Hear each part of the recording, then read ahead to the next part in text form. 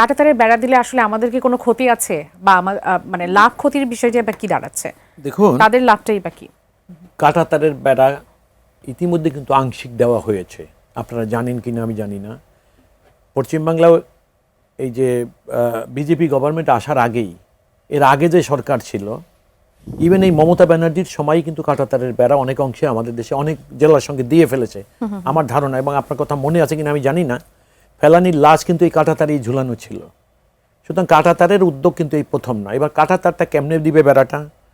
দেখুন, ভারতের একটা বর্ডার আছে, তাদের ল্যান্ডের একটা সীমাবদ্ধতা আছে, সেটা নির্ধারিত সারা বাংলাদেশ। এবং আপনি জানেন এই যে বর্ডার ডিমার্কেশনের একটা জরিপের একটা উভয় দেশেরই কিন্তু একটা সরকার সঙ্গে যৌথভাবে করে, এবং তাতে নির্ধারণ করে দেয় যে এই পর্যন্ত ভারতের, এই পর্যন্ত বাংলাদেশের, আর মাঝখানেরটা হলো নোম্যান্স ল্যান্ড।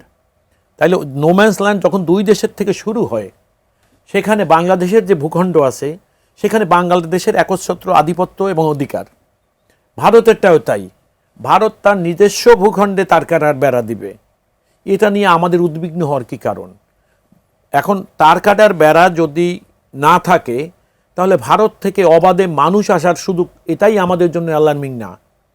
ভারত থেকে যে সমস্ত জিনিস একটা জাতির জন্য অভিশাপ হয়ে আমাদের দেশে ধরা পড়ে, সেই জিনিসগুলো যেমন ফেন্সিডিল, ইয়াবা, এই সমস্ত জাতীয় নেশা জাতীয় জিনিসগুলো আপনি লক্ষ্য করেছেন যে কিভাবে, অর্থাৎ বর্ডার অঞ্চলে এমনও লক্ষ্য করা গেছে, আমরা দেখেছি রাতের বেলা কেউ ঘুমায় না, মানে রাতের বেলা কেউ ঘুমায় না, তারা দিনে ঘুমায়, আর রাতের বেলা হলো ওধার কামাল এধার।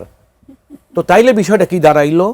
কাঁটাতারের বেড়াটা হলেই যেটা একদম কন্ট্রোলে চলে আসবে। যেমন আপনি নদীর উপর দিয়ে, নদীর সঙ্গে যে সংযোগগুলো আছে সেগুলো তো আর কাঁটা তার দিয়ে আপনি পারবেন না, সেগুলো দিয়ে আপনি নৌকা দিয়ে, অর্থাৎ একটা নিয়ন্ত্রিত। এখন ওই সরকার চাচ্ছে কাঁটাতারের বেড়া দিতে, তাদের একটা উদ্দেশ্য আছে, সেখানে একটা পলিটিক্যাল ইস্যু তারা তৈরি করেছে যে বাংলাদেশ থেকে অনুপ্রবেশকারী আসে হিন্দু মুসলমান এবং তারা ভারতে স্থায়ী হয়, আমরা এটা হতে দেব না। এটা বিজেপির একটা পলিটিক্যাল এজেন্ডা ছিল।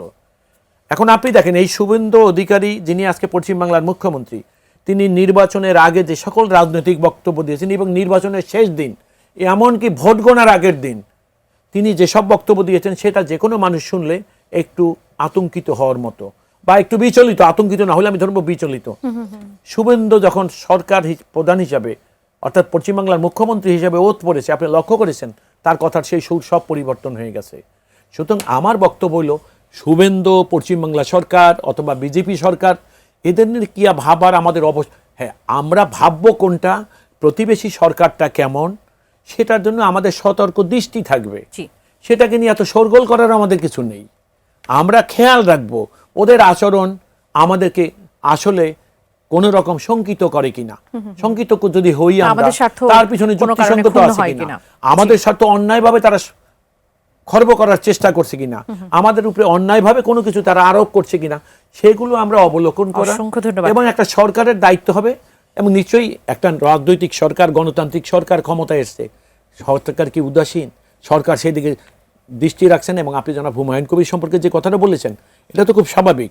গত 16টা বছরে যে দেশে সরকার ছিল, সেই সরকারটা ছিল যারা আজকে বড় বড় কথা নিয়ে আমরা শঙ্কিত, আমরা টকশোতে পর্যন্ত কথা বলছি, তাদের একটা তাবেদার সরকার ছিলেন তারা। সুতরাং তারা যে কথাগুলো তখন যে বলতেন, সেই সরকার যেটা বাংলাদেশে ছিল, এবং তো বলেছে, না শেষ করে দিচ্ছি, ওই সরকারের প্রধানমন্ত্রী বলেছিলেন ভারতকে যা দিয়েছি তা কোনোদিন আশাও করতে পারেনি। হুমায়ুন কবির সাহেব এটাই বুঝিয়েছে। আজকের রাষ্ট্রীয় ক্ষমতায় যে সরকার, ভারতের ওই বানানো তাবেদার, আপনার সুচিত্রা মিত্রের কথা মনে আছে, সুজাতা সিংয়ের কথা, তিনি একলা একটা সরকার বানাই দিয়ে গেলেন। আজকে বাংলাদেশে তো আর সেই সরকার না।